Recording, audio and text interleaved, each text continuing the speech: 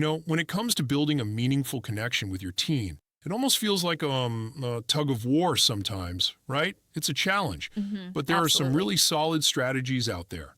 Yes, for sure. Let's dig into that a bit. What do you think is the first step in turning around those strained conversations?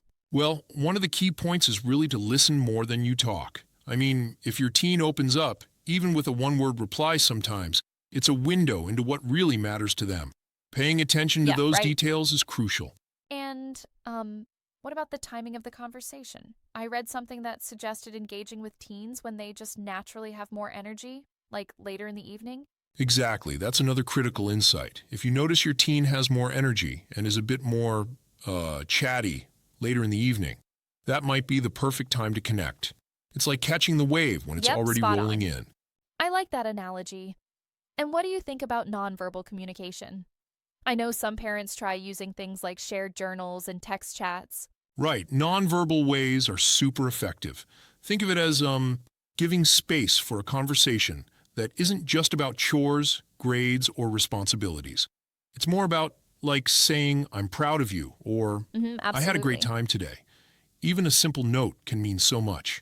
But sometimes silence can be a real hurdle.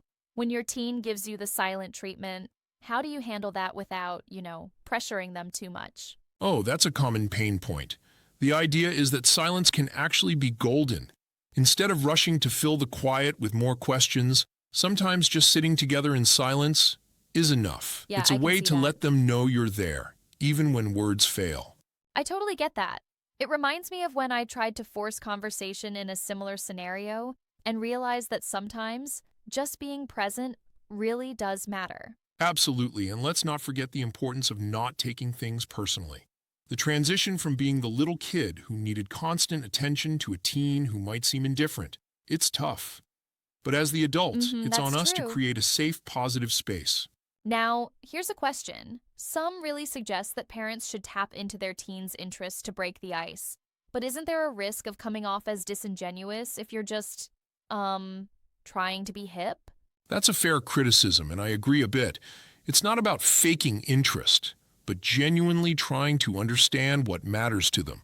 Like, if your teen is really into music or, say, a particular sport, taking a little time to learn about, that can make a world of difference. Yeah, You I want suppose them to see you're authenticity there for matters. real, not just pretending.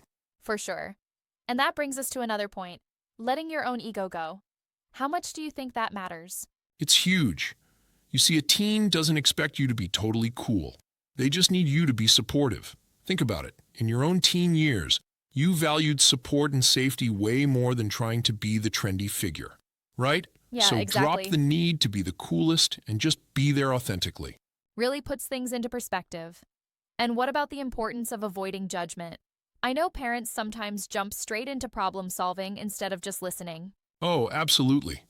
When you lead with judgment or try solving everything immediately, it can feel like you're not really letting them share their feelings. Instead, try phrases like, tell me more about that, or what do you feel would help? It opens up Right, that way dialogue they don't rather feel than cornered. shuts it down.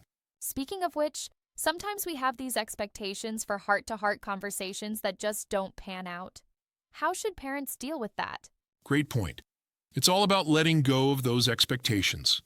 You might have envisioned these deep talks, but sometimes your teen just isn't in that headspace, and that's okay. The That's end goal is realistic. for them to know you're available when they need advice or support. And then there's the very human aspect of admitting when you're wrong. I find that can be so powerful, basically showing vulnerability as a parent. Yes, admittance of mistakes, apologies, and simply being authentic. Those are like the foundational bricks of trust. It's like saying, I'm human too. Because when you lead by example, your teen learns that it's okay to be imperfect. Absolutely, that humility builds real connection. Now, something that I keep circling back to is the idea of evaluating where the current relationship stands. How do you think parents should go about that? It really starts with some introspection, right? Assess what topics naturally arise. Is it mostly about school, responsibilities, or do you spontaneously talk about things that interest your teen? Identify your I think patterns, that's a and smart then move. try shifting the balance towards more open discussions. A practical point indeed. And it seems like every teen is different. What works with one might not with another, even in the same family. Exactly, every teen is unique. One child might open up easily, while another might need more time or different stimuli. Right, that's It's so important to true. validate each personality and tailor your approach accordingly. Do you think the strategy of switching up conversation topics, from the standard grades and chores to things like personal interests, is a game changer? It really is, because it allows for that deeper, more meaningful connection to take root. When you ask about their passions, maybe the latest music, art, or even memes, it shows you care about their world, not just the mundane bits. Yeah, I totally agree. Although, here's a little pushback. Isn't it sometimes too much to constantly shift gears? I mean, parents are human too, and might get frustrated when these efforts don't immediately spark a conversation. Fair enough. It isn't always smooth sailing. There will be days when, despite your best efforts, nothing clicks. But the article encourages patience. It's about giving time and grace both to yourself and your teen. That Rome makes wasn't sense. built in a day, right? Right, and that patience can go a long way. Now, one other point that struck me was the idea of using non-judgmental language. Why is that considered so transformative? It's transformative because it shifts the dynamic from a parental lecture to a two-way conversation. By asking open-ended questions and avoiding immediate solutions, you're effectively saying, I respect your feelings. This Yeah, approach absolutely. lets your teens steer the conversation, which can empower them. Exactly, and empowering them is key to building trust.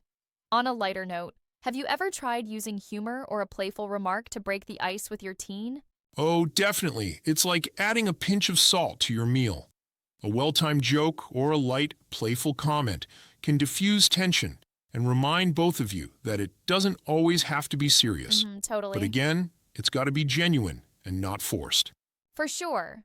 Humor, when done right, reflects authenticity and helps ease the natural awkwardness of these conversations. And speaking of authenticity, remember that ultimate tip. Be willing to admit when you're wrong. Whether it's raising your voice or, responding harshly, taking accountability shows your teen that growth is a two-way Yes, I love street. that. It's a reminder that no matter the generation gap, we're all just trying our best. It's truly a journey, isn't it? Every conversation is a step. Not all steps are perfect, but each one brings you closer to a genuine connection. Exactly, and that journey, while, challenging, is all about building these bonds with those we love. It's a reminder that the relationship is dynamic and evolves over time. Very true. I guess, at the end of the day, whether we're exchanging heartfelt words or embracing comfortable silence, the core remains the same, being there authentically and patiently for our teens. Absolutely. And while there's no one-size-fits-all approach, embracing these strategies can really set the stage for a more meaningful and supportive relationship. Yep, indeed. Well, here's to all the parents out there working hard to connect with their teens, even on the tough days. Cheers to that. Keep at it and remember, every little effort matters in creating that lasting bond.